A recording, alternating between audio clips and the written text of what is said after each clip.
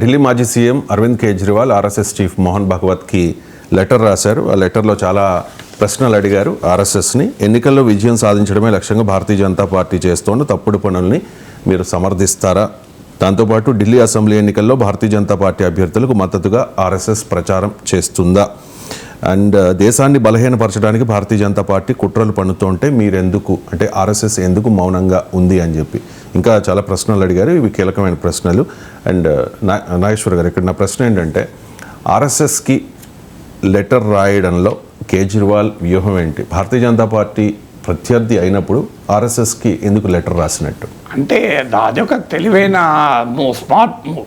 వాస్తవంగా ఆర్ఎస్ఎస్ ప్రత్యక్ష రాజకీయాల్లో ఉండదు.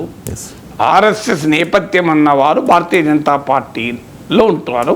అవునంటే ఆర్ఎస్ఎస్ ఒప్పుకోకపోయినా, బీజేపీ కాదన్నా, భారతీయ జనతా పార్టీ ఒక రకంగా ఆర్ఎస్ఎస్ యొక్క పొలిటికల్ ఫామ్ కాదు, మాకు రాజకీయాలతో సంబంధం లేదు, మాది సాంస్కృతిక సంస్థ అని ఆర్ఎస్ఎస్ చెప్తుంది. ఆర్ఎస్ఎస్గా రిజిస్టర్డ్ పొలిటికల్ పార్టీ కాదు, అది నిజం.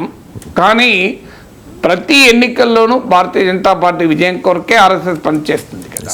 అందువల్ల ఆర్ఎస్ఎస్ బీజేపీ వేరు అనేది సాంకేతికపరమైనదే తప్ప రాజకీయపరమైనది కాదు, ఐడియాలజికల్ది కాదు, భావోద్వేగపరమైనది కాదు. అందువల్ల కేజ్రీవాల్ బీజేపీని టార్గెట్ చేసే క్రమంలో ఆర్ఎస్ఎస్కి లేఖ రాయడం ద్వారా బీజేపీ ఆర్ఎస్ఎస్ బంధం ప్రపంచానికి తెలిసిన బంధమే, ఇందులో ఏమీ రహస్యం లేదు.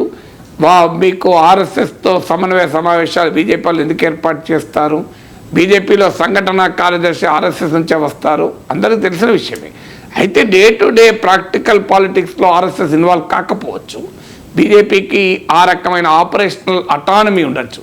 ఎందుకంటే ఈ సంఘాలు ఎలా ఉంటాయంటే, బీజేపీకి కానీ వామపక్షాలకు కానీ వాళ్ళకు అనేక ప్రజా సంఘాలు ఉంటాయి.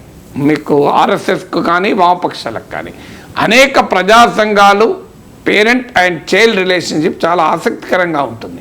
ఆ సంఘాలు అటానమస్గా పనిచేస్తుంటాయి, ఓవరాల్ గైడెన్స్లో మాత్రమే ఉంటాయి తప్ప డే టు డే యాక్టివిటీస్లో ప్రతి దాంట్లో వాళ్ళు involve car.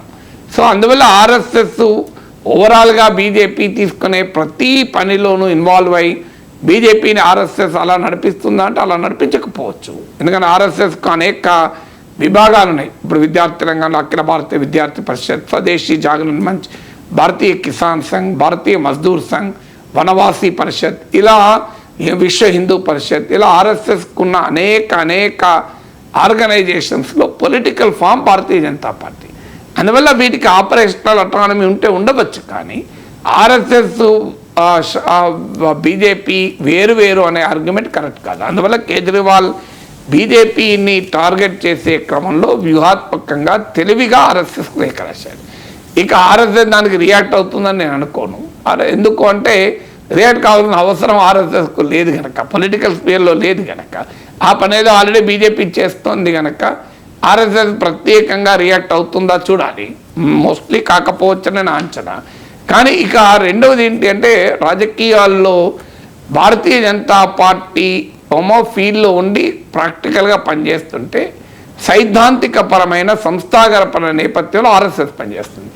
RSS high moral ground అనేక సందర్భాల్లో మీకు హైలీ ఎథికల్ మారల్ ప్రిన్సిపల్స్ కూడా ఆర్ఎస్ఎస్ చెప్తూ ఉంటుంది. ఇప్పుడు ఉదాహరణకు ఆర్ఎస్ఎస్కు సంబంధించిన భావజాలం ఉన్న అనేక సంఘాలు రోజుకో మసీదును తవ్వుతుంటే ఆర్ఎస్ఎస్ అధినేత ఏమన్నాడు, ఇక ఎనఫ్ ఈజ్ ఎనఫ్ అయిపోయింది, ఇక ప్రతి మసీదులోనూ శివలింగాల కొరకు తవ్వాల్సిన అవసరం లేదు అన్నాడు. బండి సంజయ్ ఏమో మీరు మసీదులు తవ్వండి అన్నాడు ఇక్కడ. సో మరి బండి సంజయ్ ఆర్ఎస్ఎస్ వరకు కాదా? అంటే ఆర్ఎస్ఎస్ ఏమో మారల్ అండ్ ఎథికల్ స్టాండ్ తీసుకుంటే బీజేపీ వారేమో ప్రాక్టికల్గా చేసే పని వాళ్ళు చేసుకుంటూ వెళ్తుంటారు. ఇప్పుడు ఆర్ఎస్ఎస్ ఏమన్నది, ఇక కొత్త టెంపుల్ వివాదాలు తీసుకురాకండి, హిందువులకు నాయకులు కావాలి అనే కోరికతో కొంతమంది చేస్తున్నారు, దేశం అందరిది, దేశం యునైటెడ్గా ఉండాలి అన్నాడు. సో అందువల్ల ఆర్ఎస్ఎస్ ఏమో మారల్ అండ్ ఎథికల్ స్టాండ్ తీసుకుంటోంది కనుక BJP immoral and unethical policies అనుసరిస్తోంది, పాలిటిక్స్ అనుసరిస్తోంది కనుక మీరు మారల్ అండ్ ఎథికల్ పాలిటిక్స్ అంశాలు చెప్తున్నారు కనుక మిమ్మల్ని అడుగుతున్నామన్నది కేజ్రీవాల్ వ్యూహం. అందువల్ల అది రాజకీయ వ్యూహంలో భాగంగా ఆర్ఎస్ఎస్కి లేఖ రాశారు తప్ప అది ఆర్ఎస్ఎస్కు Aam Aadmi party versus RSS కాదు కదా ఎలక్షన్ జరుగుతున్నది. ఎలక్షన్ జరుగుతున్నది Aam Aadmi party versus BJP. అల్టిమేట్గా బీజేపీ వాళ్ళు ఆల్రెడీ సమాధానాలు ఇచ్చుకుంటున్నారు కదా.